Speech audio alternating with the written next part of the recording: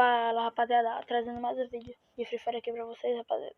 Hoje eu vou ensinar umas opções insanas aí para vocês deixar seu Free Fire 100% liso, 80% liso no mínimo. Então bora lá para as funções. Aqui, rapaziada, você vem opções do desenvolvedor aqui. Eita, foi errado aqui. Opções do desenvolvedor aqui embaixo. Você vai descendo aqui um pouquinho, vai descendo, ativa essa opção aqui, ó, forçar a mediação de GNSS, muito boa.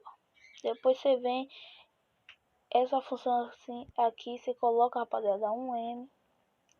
E ali, conexão de aceleração de reward. Muito boa essa opção, pode estar ativando. E aqui você coloca desligada ou você coloca em 0.5. Aí é a sua escolha, rapaziada. Depois logo embaixo tem forçar a direção de GPU, você ativa também. E tem 4x MSA. Se você quiser estar ativando, você ativa. Se não quiser, você não ativa. Que eu tô em dúvida dessa opção ainda.